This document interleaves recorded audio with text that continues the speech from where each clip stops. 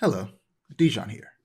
In the animation portion of episode 143 of the Mustercast, we go over what cartoons we've been watching lately, discuss the announcement of Dorohedoro Season 2, and review the latest episodes of Jujutsu Kaisen Season 3 and Trigun Stargaze. Please enjoy. So, what have you guys been watching lately in terms of animation? I've only got the one thing, and it is Trigun Stargaze, unfortunately. We'll get a little bit more into that later. Yeah. I have been watching, or at least I rewatched Monsters University. I've only seen that once. I gotta watch that again one of these days. It's so Same. good. Like, I didn't realize it's like, it was made in 2013, I think, and it holds up Really? so well, so well. We're getting old. Right? I thought that movie was much younger than it actually is. Hold on, let me look it up. Yeah, 2013. That's crazy. Woof. That's crazy. But it's still so good. Dang, how old is Monsters Inc. then? Oh, Wait that's a like second. that's like movie's early like- 2000s. Right, Oh my that movie's like 30 goodness. now. Yeah. Oh. Oh, gosh. Not 30. Almost. 2001. Damn. Wow. Almost 30. Crazy. But for me, still watching Just League, the animated series, Batman Beyond, and One Piece, alongside Blind Wave. The last two episodes of Batman Beyond that I watched, and my personal rewatch, were Justice League Beyond episodes. So that was fun to see the future version of the Justice League. In terms of, well, I don't really got much to say about One Piece, except that I'm watching it, and it's good. One Piece is great. Everybody should watch One Piece. Still watching Primal. New episode came out today. I'm gonna watch that later. Still good. Primal's great. Excited to see what they're going with this zombie storyline. Still in the process of catching up on Gachi Akuta and Spy Family season 3. Those shows still going strong, so having a good time with that. Every episode, Gachi Akuta gets better. Having a good time with that. Jujutsu Kaisen. I'll talk more about that later, but fire, pure cinema. On the opposite spectrum of that, Trigun Stargaze, not bad. But it's just if you read the manga, just the anime is just disappointing by comparison. But we'll get to that. But before we get to that, a little bit of trailers and news. Just news this time. For some reason, not a trailer. And that is the fact that Dorohedoro has been confirmed for season 2. Thank God. It's been 6 long years. Think about 6 years. that. Think about that. 6 years. Think about that. The pandemic started 6 years ago. Crazy work. Insane. What do you mean?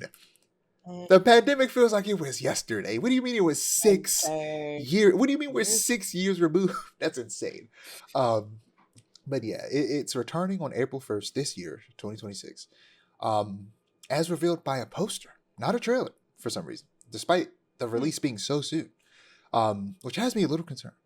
The animation is still being done by MAPPA, and hopefully it's just as good as it was in the first season. Dorohedoro is not fully, but mostly 3D animated. There's some 2D stuff within it, but it's mostly 3D animated.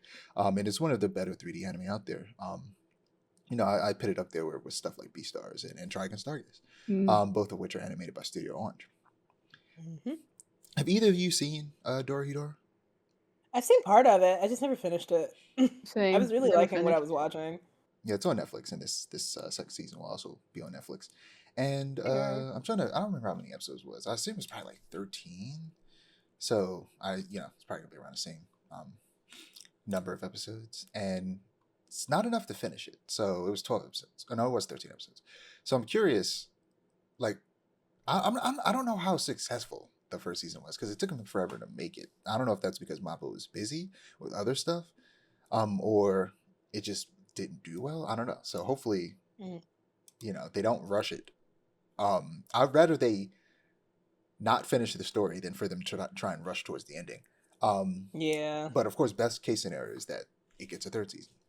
But yeah, I'm excited. Hopefully it's good. Hopefully we get a trailer soon. Like, it's weird that they announced it without a trailer. I don't know if this was a leak or something. I just know that in one of the Discord channels I'm in, somebody who's also a fan of Dorohedoro was like, "Oh, Dijon, there's another season coming. I was like, what? This is random as hell.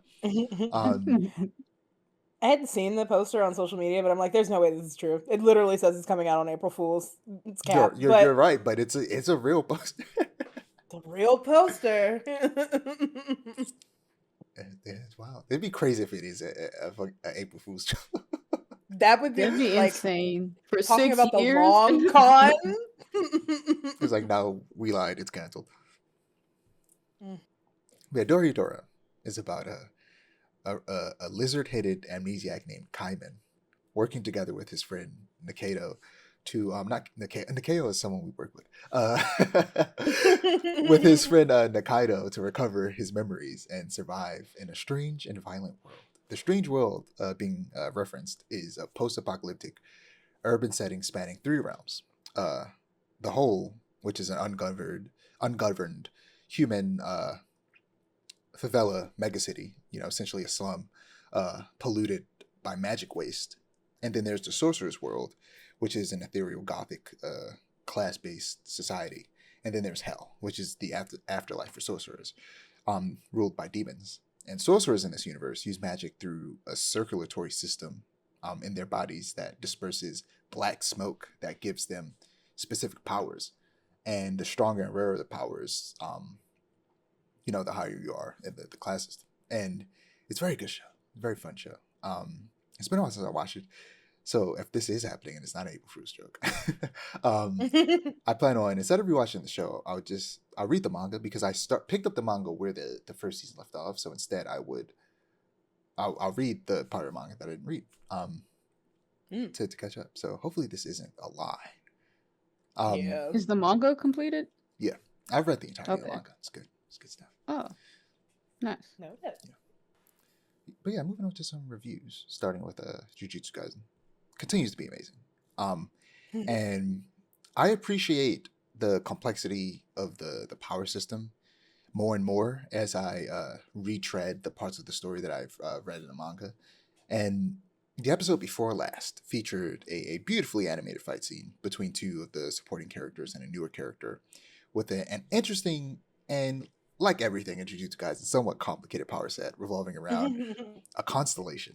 If I had to try and explain it, essentially, she can mark things with a name representing a star in a cross-shaped constellation, and unless you approach each star in order of their distance from the Earth, you'll be repelled from any object with like the opposite star's name on it, and you'll be like attracted to other stars. It's very complicated. That's as much as I can remember. Yeah, I need to see this in Oh, motion because JJK. what? But it made for a great fight scene. Also, the music has been especially fire this season in ways that I didn't notice in the previous season. The openings and endings have always been great, but the actual score is also really good, which is also, the score's been good, but this season, it's awesome. But yeah, definitely. Watch JJK. It's so good. But Trigun. I assume you're caught up. Oh, I am caught up, yes. Yeah.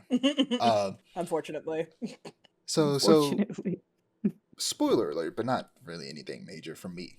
But the Wolfwood versus Mid Valley fight was kind of mid. It was, and I was so pissed. In that it was comparison kind to of the mid. manga, it was mid. Like, I think to give Studio Orange their flowers, which they don't really deserve, but I'm going to anyway because I'm, I guess, kind of grateful that this is happening at all. The sound design for it was really cool. That was like one of the big things that I was worried about when I realized they were adapting this part of Trimax. I was really worried that they weren't going to do, at the very least, the sound design justice. They did. I thought it was very fun. That's about the only thing they did good to me. Yeah, it was a pretty kind of boring fight. It wasn't like Yeah. I don't fully remember the fight from the manga, but I just remember it being so much more interesting. And yeah, and this time around it was kind of lame. And I think they're definitely like trying to go a whole different direction in general with the story. But again, this time, bigger spoiler, he dies at some point. Was it in that fight? It was in that fight. 'Cause- Wolfwood literally killed Yeah, him. because I feel like they're trying real hard to like not kill so many characters. I'm like, bruh. That's the whole point of the They, gung ho like, guns. Yeah, it's also like supposed to be like the dichotomy between Wolfwood and Vash's thinking. And as I was watching it, I'm not a fan of how they're portraying like Vash's unwillingness to kill in comparison to other people's willingness to kill, like Wolfwood, because it's always been an inherently kind of like selfish thing of him to be trying to convince other people not to kill. The not killing people is a luxury that he has because he's extremely powerful. Right. Not everyone else is nearly as powerful as he is, so they don't have that luxury. If they want to survive a battle, they have to kill. Right. And it reminds me of a moment that happens in not a Superman comic, but in a Legion of Superheroes comic featuring Superman, where a member of the Legion of Superheroes, which is, you know, a future version of basically kind of Justice League. They're not the Justice League, but a future superhero team, like way in the future of the DC universe. One of the members kills somebody. And the rest of the members of the Legion are like, oh, well, you got to be kicked out of the Legion now. We don't kill people.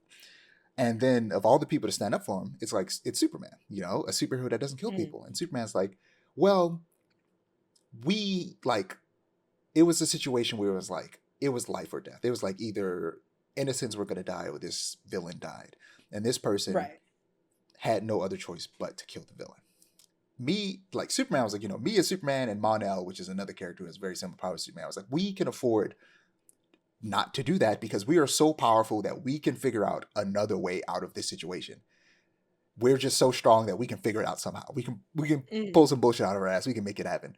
But not all superheroes have that luxury. Some superheroes have no powers whatsoever, and they just got to make it work with what they got.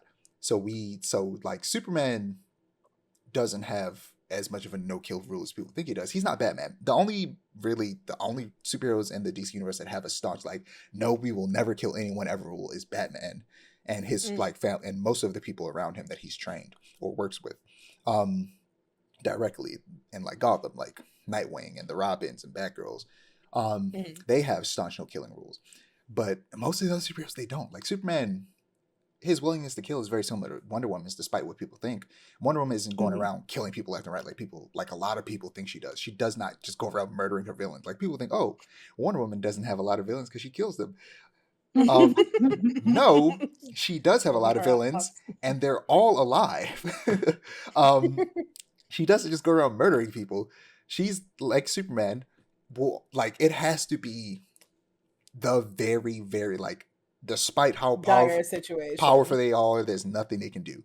Like Superman, when he killed Doomsday, he also died because that was such a dire situation. Nobody on the planet, nobody on the Justice League could fight Doomsday. Superman was like, this guy is a problem. He's got to go down, and I'm going down with him.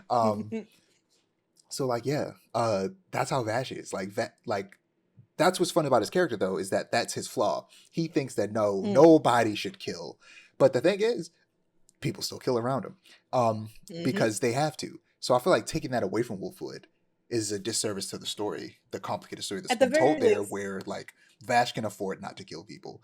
Wolfwood cannot. He's not Vash. He's not damn near a god. And like Wolfwood in I don't remember if this was in Trimax or in just the early Trigun manga, but he literally says that almost verbatim. He's like, we are not God. We have to make a choice.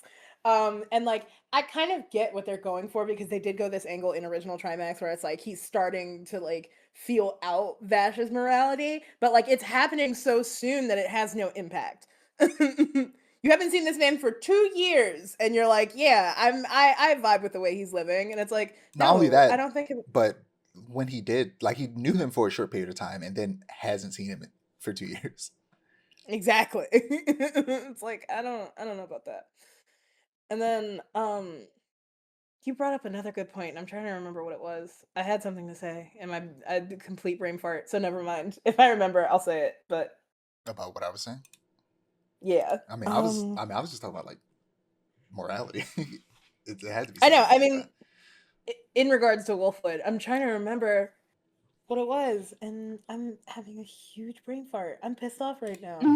Yeah, no, I completely forgot. That's okay. Do I have any other notes on Stargaze? I don't think I do. I'm just curious to see where it goes from here on. Like, I've fully detached it as like a Trigun remake at this point. It's its own original story. Can't wait to see where it goes from here. Yeah, I'm like, this is cool and all, but just give me a continuation of the old anime. Like I know, like yeah, at this point. I know towards the end of that original anime, they did some different things from the manga, but it wasn't so different. I'm like, oh, just bring it back, season 2, Right. with And the maximum. The only reason they did things differently from the manga is because those parts of the manga hadn't been written yet. Which is really funny to me that they like instead of doing filler, they're like, let's just make shit up. I find that hilarious, but Yeah, they did that with the original Fullmetal Alchemist, and they did that with Soul Eater, which Soul Eater desperately needs a remake. I'm not that Soul Eater's bad, it but does. like the ending is just not the ending. Hmm. But yeah, I feel like Oh, Soul sorry. Eater would benefit from a remake like Rama 1/2 does, where it's like, or like Rama 1/2 has rather, where it's like pretty much the same, but like they kind of reshape the humor to fit a more modern audience. Because I don't know, the way they be talking about the little girls on Soul Eater be making me uncomfortable. Yeah, for Yeah, sure. yeah. They need the Brotherhood treatment. They need the Brotherhood treatment. Because I really like that anime. I just can't recommend it to anybody in good conscience because Yeah, it's like the everything. you can only recommend that anime to people who have been watching anime their whole life, but somehow haven't seen Mhm. it, which is rare. Like if you've been watching Right. anime your whole life, you've seen Soul Eater. Yeah, Seen Soul Eater. it has to be someone who's like either got into anime recently but have watched a lot of it, so they know how weird it can get. So you like watch this, it's old, so there's some weird stuff in it. Right. But you can't like give it to like someone who's brand new to anime because then they're gonna like, what the hell is this weird shit you're making me watch? Right.